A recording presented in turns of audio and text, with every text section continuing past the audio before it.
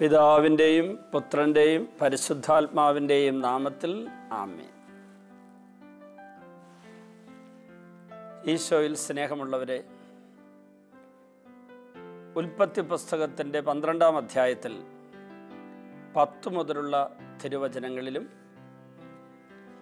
20-ാം അധ്യായത്തിൻ്റെ 1 മുതലുള്ള 18 വരെയുള്ള തിരുവചനങ്ങളിലും 2 സമാന സംഭവങ്ങളുടെ വിവരണമുണ്ട്. അബ്രാഹത്തിൻ്റെ വിളിയുടെ ഏറ്റവും പ്രധാനപ്പെട്ട ഒരു മേഖല,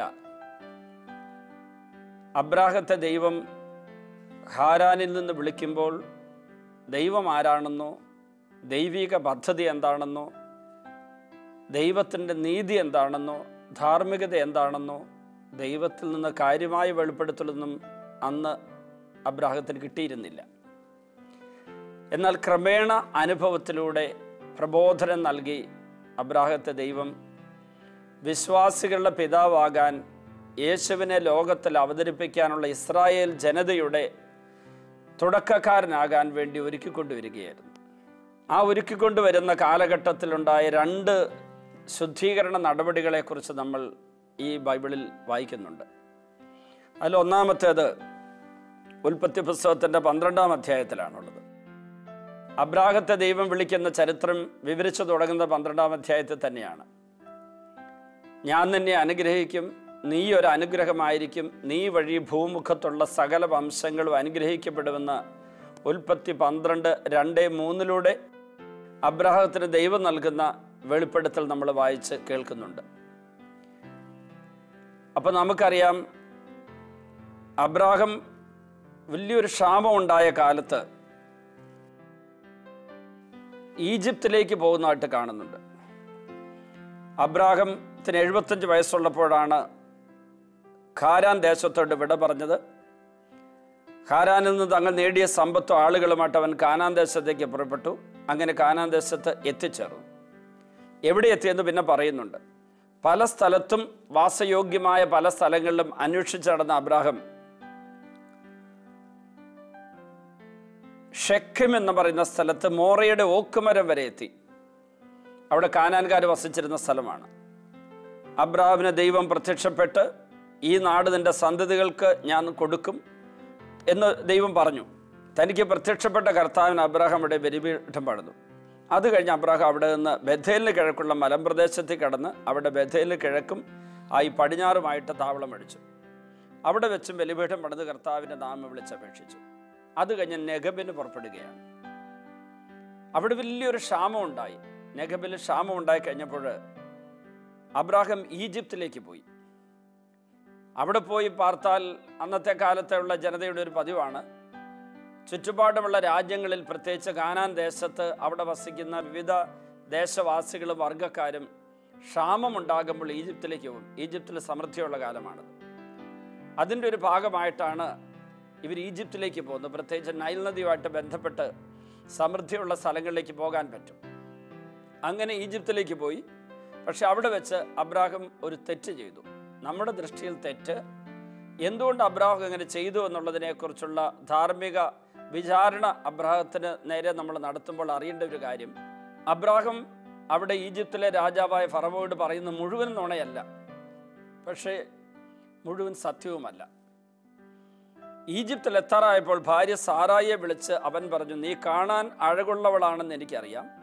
നിന്നെ കാണുമ്പോൾ ഈജിപ്തുകാർ പറയും, ഇവൾ എൻ്റെ ഭാര്യയാണ്. എന്നിട്ട് അവർ എന്നെ കൊന്നുകളയും, നിന്നെ ജീവിക്കാൻ അനുവദിക്കും. തൻ്റെ ജീവനിലുള്ള കൊതിയോടുകൂടെ, അതുപോലെ തൻ്റെ ജീവൻ ആരും എടുത്തു കളയാതിരിക്കാനായിട്ടുള്ള ഒരു തന്ത്രമായിട്ടാണ് അബ്രാഹാം ഇനി പറയാൻ പോകുന്നത്.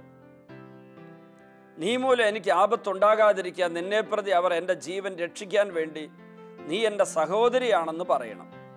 അവർ ഈജിപ്തിലെത്തി. അവൾ കാണാൻ വളരെ അഴകുള്ളവളാണെന്ന് ഈജിപ്തുകാർക്ക് മനസ്സിലായി. അവളെ കണ്ടപ്പോൾ ഫറവോയുടെ സേവകന്മാർ അവളെപ്പറ്റി ഫറവോയോട് പുകഴ്ത്തി പറഞ്ഞു. അവൾ ഫറവോയുടെ കൊട്ടാരത്തിലേക്ക് ആനയിക്കപ്പെട്ടു. ഫറവോ അവളെ പ്രതി അബ്രാഹാമിനോട് നന്നായി പെരുമാറി. അവൻ ആടുകൾ, കാളകൾ, കഴുതുകൾ, ഒട്ടകങ്ങൾ, വേലക്കാരികളിൽ നിന്ന് ലഭിച്ചു. വളരെയേറെ അധാർമികമായൊരു നടപടിയിലൂടെ അബ്രാഹാം സ്വത്ത് സമ്പാദിക്കുന്നതായിട്ട് നമ്മളിവിടെ കാണുന്നു. നമ്മൾ തുടർന്ന് ധ്യാനിച്ച് പഠിച്ചു പോകുമ്പോൾ ഒരു കാര്യം മനസ്സിലാകും. അബ്രാഹത്തെ പോലെ നീതിമാനും സഹോദര സ്നേഹമുള്ളയാളും ദൈവഭയമുള്ളയാളും ദൈവവിശ്വാസമുള്ളയാളും ദൈവത്തോട് സ്നേഹമുള്ളയാളും ദൈവത്തെ അനുസരിക്കുന്ന ഒരാളെ നമുക്ക് കാണാൻ പറ്റില്ല. അത്രമാത്രം നല്ലൊരു മനുഷ്യനാണ് ഈ അബ്രാഹാം. നമ്മുടെ മുമ്പിൽ മാതൃകയാണ്. ഒരു മാതൃകാ പുരുഷൻ്റെ ജീവിതത്തിലുണ്ടായ ഒരു വലിയ പരാജയം നമ്മളിവിടെ കാണുകയാണ്. അത് പൂർണ്ണ അർത്ഥത്തിൽ പരാജയമല്ല. അതാണിപ്പോൾ നമ്മൾ ചിന്താവിഷയമാക്കുന്നത്. കാരണം അബ്രാഹാം ഇങ്ങനെ ചെയ്ത് തെറ്റല്ലേ എന്ന് ചോദിക്കുന്ന പലരെയും ഞാൻ കണ്ടിട്ടുണ്ട്. അതിനുള്ള മറുപടി ബൈബിളിൽ തന്നെയുണ്ട്. അത് തുടർന്ന് നമ്മൾ കാണും. അബ്രാഹാമിൻ്റെ ഭാര്യ സാറായെ പ്രതി കർത്താവ് ഫറവോയെ അവൻ്റെ കുടുംബത്തെ മഹാമാരികളെ പീഡിപ്പിച്ചു. തന്മൂല ഫറവോ അബ്രാഹാമിനെ വിളിച്ചു പറഞ്ഞു, നീ ചെയ്തത് എന്താണ്? അവൾ നിന്റെ ഭാര്യയാണെന്ന് എന്നോട് പറയാതിരുന്നത് എന്തുകൊണ്ട്? അവൾ സഹോദരിയാണെന്ന് നീ പറഞ്ഞത് എന്തുകൊണ്ട്? അതുകൊണ്ടല്ലേ ഞാൻ അവളെ ഭാര്യയായി സ്വീകരിച്ചത്. ഇതാ നിന്റെ ഭാര്യ, അവളെയും കൊണ്ട് സ്ഥലം വിടുക. ഫറവോ തൻ്റെ ആൾക്കാർക്ക് അബ്രാഹാമിനെ കുറിച്ച് കൽപ്പന കൊടുത്തു. അവർ അവനെയും ഭാര്യയും അവൻ്റെ വസ്തുവകകളോടുകൂടെ യാത്രയാക്കി. അങ്ങനെ ഈജിപ്തിലായിരുന്ന ഈ കാലത്ത് നെഗബിൽ നിന്ന് ഈജിപ്തിലെത്തിയ ഈ അബ്രാഹാം ഒരു നുണ പറഞ്ഞു. സർവൈവലിന് വേണ്ടി, നിലനിൽപ്പിന് വേണ്ടിയാണ് അങ്ങോട്ട് പോയത്. ജീവൻ നഷ്ടപ്പെടാതിരിക്കാൻ നിലനിൽപ്പിനൊക്കെ വേണ്ടിയാണ് അബ്രാഹാം ഒരു നുണ പറഞ്ഞത്. അപ്പോൾ നമുക്ക് അതിൽ നിന്നൊരു മാതൃക എടുക്കാൻ പറ്റുമോ? കാര്യം നേടാൻ വേണ്ടി ഒരു നുണ പറയാമോ? വൈറ്റ് ലൈ എന്നൊക്കെ നമ്മൾ പറയുന്ന നുണ പറയാമോ? മറ്റൊരാൾക്ക് ദ്രോഹകരമാകാത്ത എന്നാൽ സത്യമല്ലാത്തൊരു കാര്യം അത് പറയാമോ? പറയാൻ പാടില്ല എന്ന് തന്നെയാണ് നമ്മൾ മനസ്സിലാക്കേണ്ടത്. ഈശോ പറഞ്ഞു, ഞാനാണ് സത്യം. അപ്പോൾ ആ സത്യം എന്താണെന്ന് ഈശോ യോഹന്നാൻ 17:17 പറയും, അവിടുത്തെ വചനമാണ് സത്യം. പിതാവിനോട് പറയാണ്, അവിടുത്തെ വചനമാണ് സത്യം. ആ വചനം ആരാണ്? യോഹന്നാൻ 1:1 പറയും, ആദിയിൽ വചനമുണ്ടായിരുന്നു, വചനം ദൈവത്തോടു കൂടിയായിരുന്നു, വചനം ദൈവമായിരുന്നു. യോഹന്നാൻ 1:14 പറയും, വചനം മാംസമായി. അപ്പോൾ ഈശോ പറയുകയാണ്, അവിടുത്തെ വചനമാണ് സത്യം. അതായത് യേശു തന്നെ വചനമായി ചിത്രീകരിക്കുന്നു. ആ വചനം മാംസമായ യേശു, അതാണ് സത്യം. അപ്പോൾ സത്യമല്ലാത്തതെല്ലാം യേശുവിനെ നിഷേധിക്കുന്നത്, യേശുവിനെ ഉപേക്ഷിക്കുന്നത്, യേശുവിൻ്റെ ചൈതന്യത്തെ ചോർത്തിക്കളയുന്നതാണ്. അതുകൊണ്ട് എല്ലാവരോടും എല്ലാ സത്യവും പറയാൻ പറ്റില്ല. സത്യം പറയാതിരിക്കാം, പക്ഷേ നുണ പറയരുത്. ഇവിടെ സംഭവിച്ചത് എന്താണ്? ഇവിടെ അബ്രാഹാം തൻ്റെ ജീവൻ അവരെടുത്തു കളയുമോ എന്ന് ഭയപ്പെട്ട്, അതും ദൈവത്തിൻ്റെ വാഗ്ദാനത്തിൽ വിശ്വാസം അർപ്പിച്ച് ഹാരാനിൽ നിന്ന് വളരെയേറെ കഷ്ടപ്പെട്ട് യാത്ര ചെയ്ത് കാനാനിലെത്തിയ അബ്രാഹാമാണ്. 1000 കിലോമീറ്റർ ദൂരെയുള്ള ഹാരാനിൽ നിന്ന് കഷ്ടപ്പെട്ട് യൂഫ്രട്ടീസ് നദിയുടെ കരയിലൂടെയും മരുഭൂമിയിലൂടെ എല്ലാം കഷ്ടപ്പെട്ട് നടന്ന് ഈ കാനാനിലെത്തിയ അബ്രാഹാം അവിടെ ക്ഷാമമുണ്ടായപ്പോൾ ദൈവത്തിൻ്റെ കൃപയിലും അവിടുത്തെ സമ്മാനങ്ങളിലും ആശ്രയിക്കുന്നതിന് പകരം ഈജിപ്തിലേക്ക് ജീവിക്കാനുള്ള വകകൾ തേടി പോയതാണ്, വരുമാനം തേടി പോയതാണ്. ഒരുപക്ഷെ നമ്മുടെ കേരളവാസികൾക്ക്, മലയാളികൾക്ക് ഇതൊരു സന്ദേശം നൽകുന്നുണ്ടാകും. വിദേശത്തേക്ക് ജോലിക്ക് പോയ ഒരു സഹോദരൻ ആ നാട്ടിലെ, ഗൾഫ് രാജ്യത്തെ ആ നാട്ടിലെ ഒരാളുടെ വീട്ടിൽ ജോലിക്ക് കയറി. അപ്പോൾ അവിടെ ഒരു ക്രിസ്ത്യാനിയാണ് എന്ന് പറഞ്ഞ് ജോലിക്ക് കയറാൻ ബുദ്ധിമുട്ടുണ്ട്. കാരണം അവിടെ ഷെയ്ഖിൻ്റെ ഭാര്യമാരാരും അങ്ങനെ ക്രിസ്ത്യാനികളായവരെ അവിടെ ജോലിക്ക് കയറ്റാൻ സമ്മതിക്കില്ല. അപ്പോൾ ഷെയ്ഖിൻ്റെ ഇങ്ങനെയുള്ള ജോലിക്കാരെ അവിടെ അപ്പോയിൻ്റ് ചെയ്യുന്ന ആ ആള് ഷെയ്ഖിൻ്റെ അനുവാദത്തോടു കൂടി ഒരു കാര്യം ചെയ്തു. ഒരു ക്രൈസ്തവ സഹോദരൻ അവിടെ ജോലിക്കെടുത്തിട്ട് ഒരു വ്യാജരേഖ ഉണ്ടാക്കി കൊടുത്തു. അദ്ദേഹം ഇസ്ലാം മതവിശ്വാസിയാണെന്ന് തെളിയിക്കുന്ന ഒരു രേഖ ഉണ്ടാക്കി കൊടുത്തു. അതുമായിട്ട് ആ വീട്ടിൽ ജോലിക്ക് കയറി. അവിടുത്തെ ഷെയ്ഖിനറിയാം, ഉദ്യോഗസ്ഥനറിയാം, പക്ഷേ അവിടുത്തെ സ്ത്രീകൾക്ക് അറിഞ്ഞുകൂടാ. ഒരിക്കൽ അവിടെ എന്തോ നഷ്ടപ്പെട്ടപ്പോൾ ആ നഷ്ടപ്പെട്ട വസ്തു തപ്പി ഇയാളുടെ മുറിയിൽ കയറി പെട്ടിക്കകത്ത് നോക്കിയപ്പോൾ ബൈബിളും കുരിശും കൊന്തയും കണ്ടു. അപ്പോൾ ഇസ്ലാം മതവിശ്വാസിയാണെന്ന് പറഞ്ഞ് അവിടെ ജോലി ചെയ്തിരുന്ന ആൾ ഒരു ക്രൈസ്തവനാണെന്ന് അറിഞ്ഞപ്പോൾ, ഒറിജിനൽ പാസ്പോർട്ടും രേഖകളൊക്കെ കണ്ടപ്പോൾ അവിടെയുള്ള തൊഴിലാളികൾ അല്ലെങ്കിൽ മറ്റു ചില ജോലിക്കാർ ഈ ഷെയ്ഖിൻ്റെ ഭാര്യമാരെ വിവരം അറിയിച്ചു. അതിക്രൂരമായ പീഡനമേറ്റു, അപമാനിച്ച് അവിടുന്ന് പുറത്താക്കി. കുറച്ചു കാലം ചെയ്ത ജോലിയിലൂടെ കിട്ടേണ്ട ശമ്പളം പോലും കൊടുത്തില്ല. ഷെയ്ഖ് വളരെ വിദഗ്ധമായി കൈയൊഴിഞ്ഞു. ഭാര്യമാരുടെ മുമ്പിൽ തലകുനിക്കാൻ വയ്യാത്തതുകൊണ്ട് ഇയാൾ തകർന്നവനായി. മാത്രമല്ല, അയാളുടെ പാസ്പോർട്ട് ഒഴികെയുള്ള പല രേഖകളും പഠനത്തിൽ കിട്ടിയ സർട്ടിഫിക്കറ്റ് പലതും അവർ നശിപ്പിച്ചു കളഞ്ഞു, കത്തിച്ചു കളഞ്ഞു. തകർന്ന ഹൃദയത്തോടെ അയാൾ വീട്ടിൽ വന്ന് കേരളത്തിലെത്തിയ അയാൾ ആത്മഹത്യയ്ക്ക് ശ്രമിച്ചു. അവിടെ നിന്ന് അയാളെ രക്ഷിച്ച് ഡിവൈൻ ധ്യാന കേന്ദ്രത്തെ ധ്യാനിപ്പിക്കാൻ കൊണ്ടുവന്നു. ഡിവൈൻ ധ്യാന കേന്ദ്രത്തെ ധ്യാനിക്കാമെന്ന് ഇയാൾ എന്നോട് പറയുന്നു, ഞാൻ വിദേശത്തേക്ക് പോയി കഷ്ടപ്പെട്ട് എൻ്റെ കുടുംബം പോറ്റാൻ ശ്രമിച്ചിട്ട് എന്തുകൊണ്ട് ദൈവം ഇത് അനുവദിച്ചു? ഞാൻ അദ്ദേഹത്തോട് ചോദിച്ചു, ഇവിടെ എന്താണ് ജോലി, എന്തായിരുന്നു ജോലി, വരുമാനം എന്താണ്? അപ്പം ജോലിയുണ്ട്, കൃഷിഭൂമിയുണ്ട്, മണ്ണിൽ പണിയാൻ ഇഷ്ടമില്ല, ഒരു ചെറിയ ബിസിനസ് ഉണ്ടായിരുന്നു. അത് ചെറിയ ബിസിനസ്സാണ്, വലിയ ശമ്പളം ഉണ്ടാകണം, വലിയ വരുമാനം ഉണ്ടാകണം, ഒത്തിരി നേടണമെന്നുള്ള ദാഹത്തോടു കൂടി അദ്ദേഹത്തിന് ദൈവം കൊടുത്ത സമ്പത്തിൽ സംതൃപ്തനാകാതെയാണ് ഈ വിദേശത്തേക്ക് പോയത്. ഒരുപക്ഷെ അബ്രാഹത്തിൻ്റെ അതേ സ്വഭാവം കാണിക്കുകയാണ്. നിനക്ക് നിന്റെ സന്തതികൾക്കുമായിട്ട് കാനാൻ ദേശം മുഴുവൻ നൽകുമെന്ന് ദൈവത്തിൻ്റെ വാഗ്ദാനത്തിൽ വിശ്വാസം അർപ്പിച്ചുകൊണ്ട് കാനാനിലെ ക്ഷാമകാലത്ത് അവിടെ ദൈവം അത്ഭുതം പ്രവർത്തിക്കാൻ വേണ്ടി കാത്തിരിക്കേണ്ടവനായിരുന്നല്ലോ അബ്രാഹം. അത് ചെയ്യാതെ അബ്രാഹം കുറച്ചും കൂടി സമൃദ്ധിയുള്ള പച്ചപ്പുള്ള ഒരു നാട്ടിലേക്ക് അങ്ങ് പോയി. അവിടെ ചെന്നപ്പോഴാണ് ഒരു നുണ പറയേണ്ടി വന്നത്. ദൈവം അയക്കാത്തിടത്തേക്ക് പോയാൽ, ദൈവം നിയോഗിക്കാത്ത കാര്യങ്ങൾക്ക് വേണ്ടി നമ്മൾ ഇറങ്ങിത്തിരിച്ചാൽ, ദൈവം അനുവദിക്കാത്ത പാപങ്ങൾ ഒരുപക്ഷെ ചെയ്യാൻ നാം നിർബന്ധിക്കപ്പെടും. കാരണം നമ്മെ ദൈവം അയക്കാത്തിടത്തേക്ക് ആനയിച്ച സാത്താൻ തന്നെ അവൻ്റെ തനിനിറം നമുക്ക് തരും. അവൻ നമ്മെ നുണ പറയിപ്പിക്കും, കള്ളത്തരം ചെയ്യിപ്പിക്കും, കാര്യം നേടാൻ, ജീവൻ നിലനിർത്താൻ അവൻ നമ്മെക്കൊണ്ട് പല തെറ്റ് ചെയ്യിപ്പിച്ചെന്ന് വരും. അതാണ് അബ്രാഹത്തിന് സംഭവിച്ചത്. ഇവിടെ ഈ ഈജിപ്തിലെ രാജാവിനെ ദൈവം എങ്ങനെയാണ് ശിക്ഷിച്ചത്, മഹാമാരികളെ പിടിപ്പിച്ചുള്ള വിശദാംശമില്ല. 17-ാം തിരുവചനത്തിൽ ഒരൊറ്റ വാചകത്തിൽ പറഞ്ഞിട്ടുള്ളൂ, മഹാമാരികളെ പീഡിപ്പിച്ചു. ഇനി 20-ാം അധ്യായത്തിലേക്ക് പോകുമ്പോൾ ഇതിന് സമാനമായൊരു ചിത്രീകരണം കാണുന്നു. അബ്രാഹം നെഗബ് പ്രദേശത്തേക്ക് തിരിച്ചു. കാദഷിനും ഷൂറിനും ഇടയ്ക്ക് അവൻ വാസമർപ്പിച്ചു. അവൻ ഗരാറിൽ ഒരു പരദേശിയായി പാർത്തു. തൻ്റെ ഭാര്യ സാറായെക്കുറിച്ച് അവൾ എൻ്റെ സഹോദരിയാണെന്നത്രേ അവൻ പറഞ്ഞിരുന്നത്. ഗരാറിലെ രാജാവായ അബിമേലെക്ക് സാറായെ ആളയച്ചു വരുത്തുകയും സ്വന്തമാക്കുകയും ചെയ്തു. അബിമേലെക്ക് സാറായെ സ്വന്തമാക്കാൻ കാരണം ഇത് അബ്രാഹത്തിൻ്റെ സഹോദരിയാണെന്നുള്ള തെറ്റിദ്ധാരണയിലാണ്. പക്ഷേ അവിടെ ദൈവം ഇടപെട്ടു. ഈജിപ്തിലെ ഫറവോയുടെ അടുക്കൽ ചെന്ന് ദൈവം അവനെ ഒരു മഹാപരാധത്തിൽ മോചിപ്പിച്ചതുപോലെ ഇപ്പോൾ ഇവിടെ അബിമേലെക്കിനെയും മോചിപ്പിക്കുകയാണ്. ദൈവം രാത്രി സ്വപ്നത്തിൽ പ്രത്യക്ഷപ്പെട്ട അബിമേലെക്കിനോട് പറഞ്ഞു, നീ സ്വന്തമാക്കിയിരിക്കുന്ന സ്ത്രീ നിമിത്തം നീ ഇതാ പിണമായി തീരാൻ പോകുന്നു. കാരണം അവൾ ഒരുവൻ്റെ ഭാര്യയാണ്. അബിമേലെക്ക് അവളെ സമീപിച്ചിട്ടില്ലായിരുന്നു. അവൻ ചോദിച്ചു, കർത്താവേ, നിരപരാധനെ അങ്ങ് വധിക്കുമോ? അവൾ എൻ്റെ സഹോദരിയാണെന്ന് അവൻ തന്നെയല്ലേ എന്നോട് പറഞ്ഞത്? അവൻ എൻ്റെ സഹോദരനാണെന്ന് അവളും പറഞ്ഞു. നിർമ്മല ഹൃദയത്തോടും കറയറ്റ കൈകളോടും കൂടിയാണ് ഞാനിത് ചെയ്തത്. അപ്പോൾ ദൈവം സ്വപ്നത്തിൽ അവനോട് പറഞ്ഞു, നിർമ്മല ഹൃദയത്തോടെയാണ് നീ ഇത് ചെയ്തതെന്ന് എനിക്കറിയാം. എനിക്കെതിരായി പാപം ചെയ്യുന്നതിൽ ഞാനാണ് നിന്നെ തടഞ്ഞത്. അതുകൊണ്ടാണ് അവളെ തൊടാൻ നിന്നെ അനുവദിക്കാതിരുന്നത്. അവൻ്റെ ഭാര്യയെ തിരിച്ചേൽപ്പിക്കുക. അവൻ പ്രവാചകനാണ്. അവൻ നിനക്ക് വേണ്ടി പ്രാർത്ഥിക്കും, നീ ജീവിക്കുകയും ചെയ്യും. എന്നാൽ നീ അവളെ തിരിച്ചേൽപ്പിക്കുന്നില്ലെങ്കിൽ നീയും നിന്റെ ജനങ്ങൾ മരിക്കുമെന്നറിയുക. ദൈവം അവിടെ അബ്രാഹത്തിനടുത്ത് ചെയ്യുന്നു. അബ്രാഹം തെറ്റാ ചെയ്യുന്നത്. വാഗ്ദത്ത ഭൂമിയിലെ ദുരിതങ്ങളിൽ എവിടെയെങ്കിലും സമൃദ്ധി കാണുമ്പോൾ അങ്ങോട്ട് തിരിഞ്ഞു നോക്കുന്ന അബ്രാഹം മറ്റൊരവസരത്തിലും ഇതിന് സമാനമായ വളരെ ഗുരുതരമായ തെറ്റ് ചെയ്തു. അത് ഭാര്യ സാറായുടെ വാക്ക് കേട്ട് തൻ്റെ ദാസിയായ ഹാഗാറിനെ പ്രാപിച്ച് അവളിലൂടെ ഒരു പുത്രനെ ജനിപ്പിച്ച പാപമായിരുന്നു.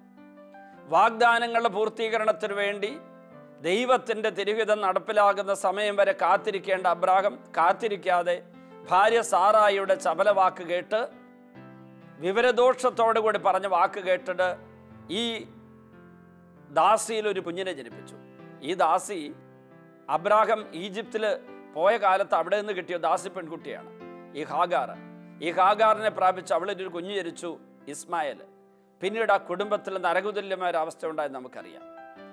വാഗ്ദാനങ്ങളിൽ വിശ്വസ്തനായിരുന്ന ദൈവത്തോട് വിശ്വസ്തത പുലർത്തേണ്ടിയിരുന്നിരുന്ന അബ്രാഹം ഇങ്ങനെയുള്ള വീഴ്ചകളിലൂടെ, പരാജയങ്ങളിലൂടെ പലപ്പോഴും നമ്മുടെ മുമ്പിൽ ദുർസാക്ഷി നൽകുന്നുണ്ടെങ്കിലും അതെല്ലാം നമുക്ക് പാഠമാണ്.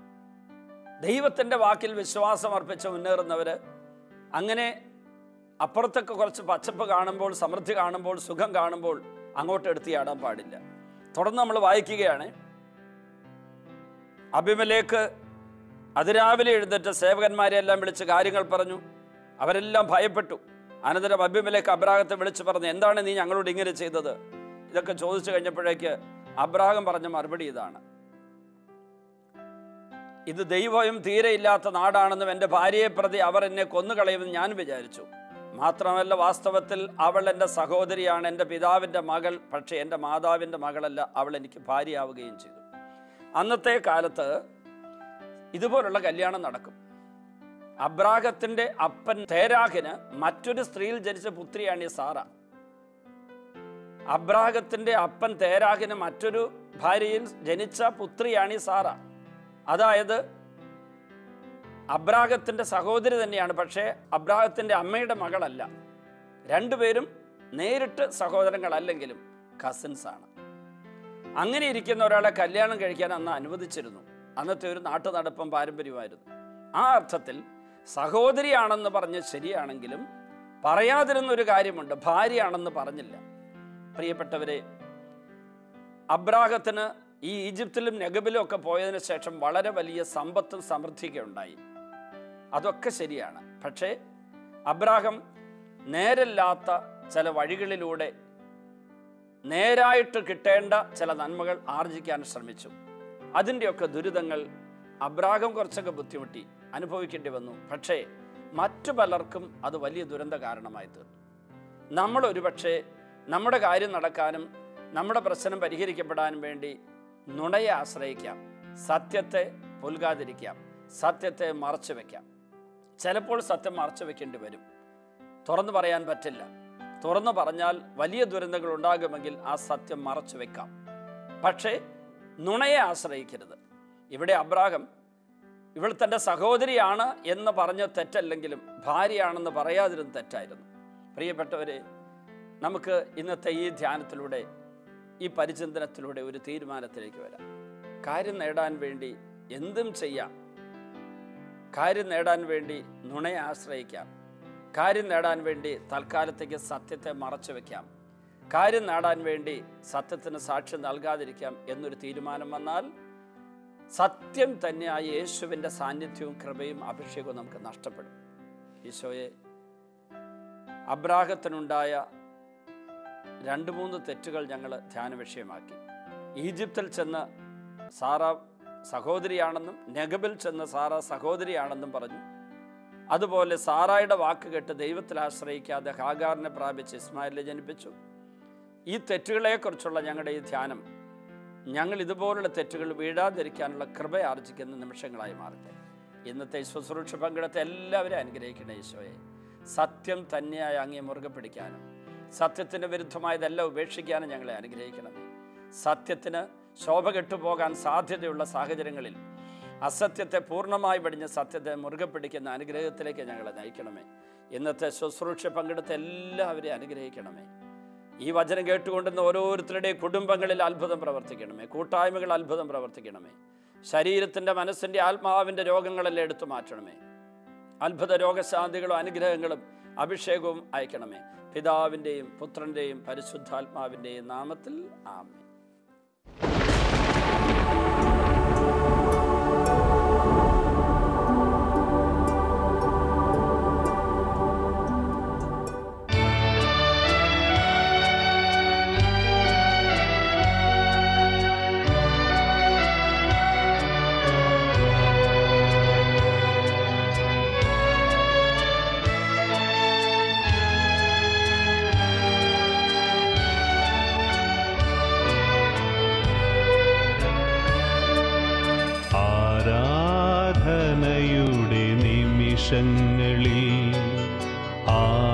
ആത്മനാഥനെ കാണുവാൻ ആരാധകരിവർ കാത്തിരിപ്പു. ആത്മനാഥനേശുവേ, ആരാധനയുടെ നിമിഷങ്ങളിൽ ആത്മനാഥനെ കാണുവാൻ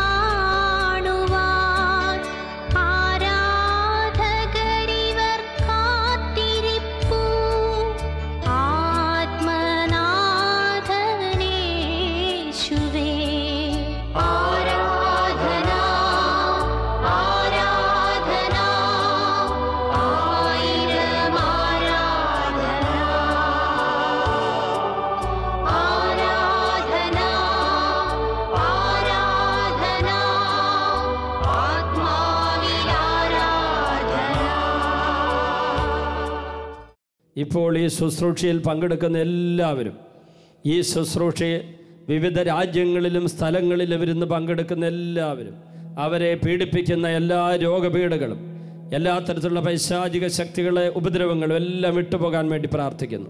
കാൽവരി കുരിശിൽ നിന്നൊഴുകിയ തിരുരക്തം ഈ ദിവ്യകാരുണ്യം വഴി ഇത് കേട്ടുകൊണ്ടിരിക്കുന്ന, ഈ ശുശ്രൂഷയെ പങ്കെടുത്തുകൊണ്ടിരിക്കുന്ന എല്ലാവരിലും വന്ന് വീഴട്ടെ എന്ന് പ്രാർത്ഥിക്കുന്നു. ഇപ്പോൾ യേശുവിൻ്റെ രക്തത്തിൽ എല്ലാ പാപക്കറകളും നീങ്ങിപ്പോകട്ടെ എന്ന് പ്രാർത്ഥിക്കുന്നു. കാൽവരി കുരിശിൽ നിന്നൊഴുകിയ ചുടുചോര ഓരോ വ്യക്തിയെ ഇപ്പോൾ വിശുദ്ധീകരിക്കട്ടെ എന്ന് പ്രാർത്ഥിക്കുന്നു. 1 യോഹന്നാൻ 1:7 അവിടുത്തെ പുത്രനായ യേശുവിൻ്റെ രക്തം എല്ലാ പാപങ്ങളും നമ്മളെ ശുദ്ധീകരിക്കുന്നു. കർത്താവേ, പാപങ്ങൾ ഞങ്ങളെ ശുദ്ധീകരിക്കണമേ. അറിഞ്ഞും അറിയാതെ വിചാരത്താലും വാക്കാലും പ്രവൃത്തിയാലും ഉപേക്ഷയാലും ചെയ്തു പോയ പാപങ്ങളെല്ലാം പൊറുക്കാൻ തിരുവള്ളമാകണമേ. തിരുരക്തം ഞങ്ങളുടെ മേൽ വീഴ്ത്തണമേ കർത്താവേ. ഏതെല്ലാം മനസ്സ് മുറിവേറ്റിരിക്കുന്നുവോ, ഏതെല്ലാം ശരീരം രോഗബാധിതമായിരിക്കുന്നുവോ, ഏതെല്ലാം ആത്മാ പാപത്താൽ മലിനമാക്കപ്പെട്ടിരിക്കുന്നുവോ, ഈ ആത്മാവിലേക്കും മനസ്സിലേക്കും ശരീരത്തിലേക്കും ഓ ഈശോയെ അങ്ങയുടെ ചുടുചോര ഒഴുകി വീഴട്ടെ എന്ന് പ്രാർത്ഥിക്കുന്നു. അങ്ങ് കഴുകുന്നില്ലെങ്കിൽ ഞങ്ങൾക്ക് അങ്ങയോട് പങ്കില്ലല്ലോ കർത്താവേ. അങ്ങ് ഞങ്ങളെ കഴുകണമേ കർത്താവേ. എല്ലാവരും ഇപ്പോൾ കഴുകണമേ കർത്താവേ. ഞങ്ങളെ ശുദ്ധീകരിക്കണമേ കർത്താവേ. പാപമോചനം നൽകണമേ കർത്താവേ. എല്ലാ മക്കളും അനുഗ്രഹിക്കപ്പെടട്ടെ. കോടിക്കണക്കിന് ജനങ്ങളിലേക്ക് ഈ വലിയ ശുശ്രൂഷയുടെ ശക്തി ഒഴുകട്ടെ എന്ന് പ്രാർത്ഥിക്കുന്നു. എല്ലാവരിലേക്കും ഒഴുകട്ടെ എന്ന് പ്രാർത്ഥിക്കുന്നു. കുടുംബങ്ങളിലേക്ക് ഒഴുകട്ടെ എന്ന് പ്രാർത്ഥിക്കുന്നു. പാപികൾ മാനസാന്തരപ്പെടട്ടെ, ബന്ധനം മോചിക്കപ്പെടട്ടെ, രോഗികൾ സൗഖ്യം പ്രാപിക്കട്ടെ, അന്ധകാര ബന്ധനം അഴിയട്ടെ എന്ന് പ്രാർത്ഥിക്കുന്നു. ബന്ധനങ്ങൾ അഴിഞ്ഞു പോകട്ടെ എന്ന് പ്രാർത്ഥിക്കുന്നു. കുടുംബത്തിലെ രോഗങ്ങൾ വിട്ടുപോകട്ടെ, ഊമർ സംസാരിക്കട്ടെ, നാവിന്റെ കെട്ടഴിയട്ടെ, ശ്വാസകോശ രോഗങ്ങൾ മാറട്ടെ, തലച്ചോറിന്റെ രോഗങ്ങൾ മാറട്ടെ, മാനസിക രോഗികൾ സൗഖ്യം പ്രാപിക്കട്ടെ, അവരുടെ എല്ലാ കെട്ടുകളും അഴിഞ്ഞു പോകട്ടെ. യേശുവിന്റെ നാമത്തിൽ സൗഖ്യമുണ്ടാകട്ടെ. വായിലെ മോണയിലെ പല്ലിന്റെ രോഗങ്ങളെല്ലാം വിട്ടുപോകട്ടെ. തൊണ്ടയിലെ ശ്വാസകോശത്തിലെ രോഗങ്ങൾ വിട്ടുപോകട്ടെ. ഹൃദയത്തിന്റെ രോഗങ്ങൾ വിട്ടുപോകട്ടെ. ആമാശയത്തിന്റെ രോഗങ്ങൾ വിട്ടുപോകട്ടെ. കുടലിലെ രോഗങ്ങൾ വിട്ടുപോകട്ടെ. എല്ലാ രോഗികളും സൗഖ്യം പ്രാപിക്കട്ടെ. പ്രമേഹ രോഗം വിട്ടുപോകട്ടെ. പാൻക്രിയാസ് സൗഖ്യം പ്രാപിക്കട്ടെ. കരരോഗം വിട്ടുപോകട്ടെ. എല്ലാ നാഡീഞരമ്പുകളും ബലം പ്രാപിക്കട്ടെ. അസ്ഥികൾ ബലം പ്രാപിക്കട്ടെ. അസ്ഥികളെ സുഖപ്പെടുത്തണമേ. തളർന്ന ശരീരം ബലം പ്രാപിക്കട്ടെ. ത്വക്ക് രോഗം മാറട്ടെ. രക്തത്തിന്റെ വൈകല്യങ്ങൾ വിട്ടുപോകട്ടെ. എല്ലാ രോഗികളും സൗഖ്യം പ്രാപിക്കട്ടെ. അത്ഭുതകരമായി സൗഖ്യം ഒഴുകട്ടെ. യേശുവിന്റെ നാമത്തിൽ ബന്ധനങ്ങൾ അഴിയട്ടെ, കെട്ടുകൾ അഴിയട്ടെ, മുറിവുകൾ മാറട്ടെ. എല്ലാവരും സൗഖ്യം പ്രാപിക്കട്ടെ. എല്ലാ പാപങ്ങളും നീങ്ങി പോകട്ടെ. കുടുംബങ്ങൾ ഐശ്വര്യം നിറയട്ടെ, അനുഗ്രഹം നിറയട്ടെ, സമൃദ്ധി നിറയട്ടെ. ഹല്ലേലൂയ.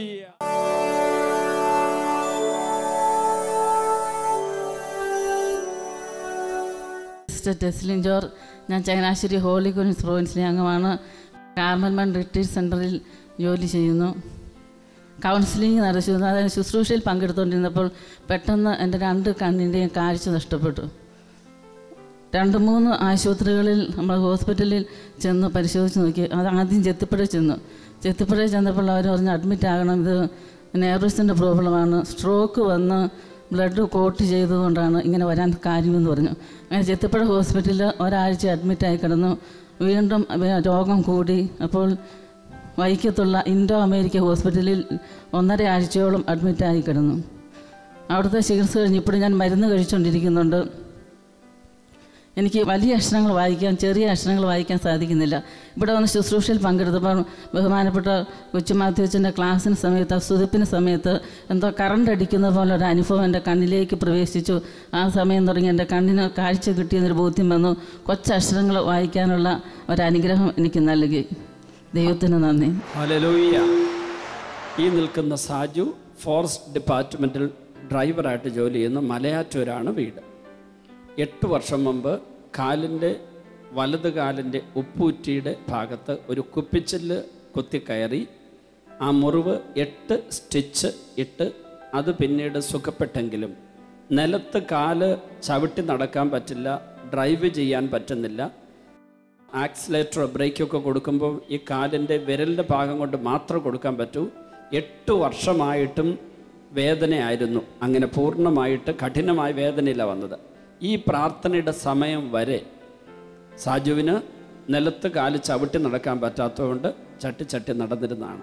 ഇപ്പോൾ പൂർണ്ണമായിട്ട് വേദന മാറിയോ? പൂർണ്ണമായിട്ടും വേദന മാറി. ഈ 8 വർഷമായിട്ട് വേദന ഉണ്ടായിരുന്നു. ഇങ്ങനെ ബ്രേക്ക് ചെയ്യാൻ, ആക്സിലേറ്റർ കൊടുക്കാനൊക്കെ ബുദ്ധിമുട്ടായിരുന്നു, തടസ്സമുണ്ടായി. ഇപ്പോൾ ആ വേദന ഒന്നുമില്ല. നിലത്ത് ഈ കാലിൽ ഉപ്പൂറ്റ് പൊക്കിയ ചവിട്ടി നടന്നിരുന്നു. ഇപ്പൊ കുഴപ്പമില്ല, ചേർത്ത് ചവിട്ടി നടക്കാം. കൈയടിച്ച് ഈശോയ്ക്ക് നന്ദി പറയാം. ഹല്ലേലൂയ. ഈ നിൽക്കുന്ന ജോയ് എന്ന സഹോദരൻ കൊല്ലം സ്വദേശിയാണ്. അദ്ദേഹത്തിനുണ്ടായ ഒരു സൗഖ്യത്തിൻ്റെ അനുഭവം ഇപ്പോൾ പങ്കുവെക്കുന്നു. Praise the Lord. എനിക്ക് 1.5 വർഷമായി ഒരു തൈറോയ്ഡ് ക്യാൻസറിൻ്റെ ഓപ്പറേഷൻ കഴിഞ്ഞ്. അത് എൻ്റെ ഈ ലെഫ്റ്റ് സൈഡിൽ എനിക്ക് തുടർച്ചയായിട്ട് എനിക്ക് വേദന ഉണ്ടായിരുന്നായിരുന്നു. ഈ കഴുത്തിന് ഇടതുവശത്തായിട്ട് തൈറോയ്ഡ് ക്യാൻസറിൻ്റെ ഓപ്പറേഷൻ കഴിഞ്ഞതിന് ശേഷം 1.5 വർഷമായിട്ട് ഇവിടെ വേദനയായിരുന്നു. ബാക്കി പറഞ്ഞോളൂ. വേദനയായിരുന്നു. അപ്പോൾ പല പ്രാവശ്യം മെഡിക്കൽ കോളേജിൽ അവിടെ ഇവിടെയൊക്കെ കൊണ്ട് കാണിച്ച് അവർ മരുന്ന് തന്നെങ്കിലും മരുന്ന് കഴിക്കുന്ന സമയം മാത്രം സുഖമായിരിക്കും. പിന്നെ അതിനുശേഷം വീണ്ടും വേദന ആരംഭിക്കുമായിരുന്നു. ഇപ്പോൾ ഈ ചൊവ്വാഴ്ച സൗഖ്യ പ്രാർത്ഥന സമയത്ത് അച്ഛൻ വിളിച്ച് പറഞ്ഞ്, ഞാൻ പറഞ്ഞ മെസ്സേജ് ഇങ്ങനെയായിരുന്നു: കഴുത്തിൻ്റെ ഒരു വശത്തായിട്ട് അവിടെ എന്തോ മുറിവുണ്ടായിട്ടുള്ള, എന്തോ കുഴപ്പമുണ്ടായിട്ടുള്ള ആൾ, അവിടെ അല്പം പ്രശ്നമുള്ള ഒരാൾക്ക് കർത്താവ് സൗഖ്യം കൊടുക്കുന്നു എന്ന് 2 തവണ ഞാൻ വിളിച്ച് പറഞ്ഞിരുന്നല്ലോ. അപ്പോൾ വേറൊരു സ്ത്രീ എഴുന്നേറ്റ് എന്തോ സാക്ഷ്യം പറഞ്ഞതുകൊണ്ട് ഇദ്ദേഹം കയറി വരാൻ മടിച്ചതാണ്. എന്നിട്ട് ആ സമയത്തുണ്ടായ അനുഭവം പറഞ്ഞോളൂ. അപ്പോൾ എനിക്ക് പൂർണ്ണമായിട്ട് എനിക്ക് സൗഖ്യം പ്രാപിച്ചു. എന്നാലും ചെറിയൊരു സംശയത്തിൻ്റെ പേരിലാണ് ഞാൻ അന്നേരം സാക്ഷ്യം പറയാതിരുന്നത്. എന്നാൽ രാത്രിയെല്ലാം എനിക്ക് ഒരുപാട് ഫീൽ ചെയ്ത് പറയാതിരുന്നതിൽ എനിക്കിപ്പോൾ ഇതുവരെ എനിക്ക് പിന്നെ വേദന ഉണ്ടായിട്ടില്ല. അതുപോലെ 3 വർഷമായിട്ട് എനിക്ക് ചെവിക്ക് നല്ല വേദനയായിരുന്നു. ആ ഓപ്പറേഷൻ കഴിഞ്ഞ വർഷത്തെ ചെവിക്ക് വേദന ഉണ്ടായിരുന്നു, ഈ ഇടത് ചെവിക്ക്. അതെനിക്ക് തിങ്കളാഴ്ച എനിക്ക് സുഖമായി. അതിനിപ്പം വേദനയില്ല. ഇപ്പം ഈ 2 വേദനകളും പൂർണ്ണമായിട്ട് എനിക്ക് മാറി. പൂർണ്ണമായിട്ട് ജോയിക്ക് സൗഖ്യം കിട്ടിയിരിക്കുന്നു. ആ ഓപ്പറേഷൻ കഴിഞ്ഞ സ്ഥലത്തെ വേദന മാറി. ഡോക്ടർമാർക്ക് സുഖപ്പെടുത്താൻ പറ്റാത്തതാണ്. അത് ഒരു ഇടത് ചെവിയുടെ ഭാഗത്തനുബന്ധിച്ച് വേദന ഉണ്ടായിരുന്നു. തിങ്കളാഴ്ച ഇടത് ചെവിയുടെ വേദന മാറി. അത് കഴിഞ്ഞ് ചൊവ്വാഴ്ച ഈ കഴുത്തിൻ്റെ വശത്തുണ്ടായിരുന്ന ആ ഓപ്പറേഷൻ ചെയ്ത സ്ഥലത്തെ വേദനയെ പൂർണ്ണമായിട്ട് കർത്താവ് എടുത്തു മാറ്റി. കൈയടിച്ച് ഈശോയ്ക്ക് നന്ദി പറയാം. ഹല്ലേലൂയ.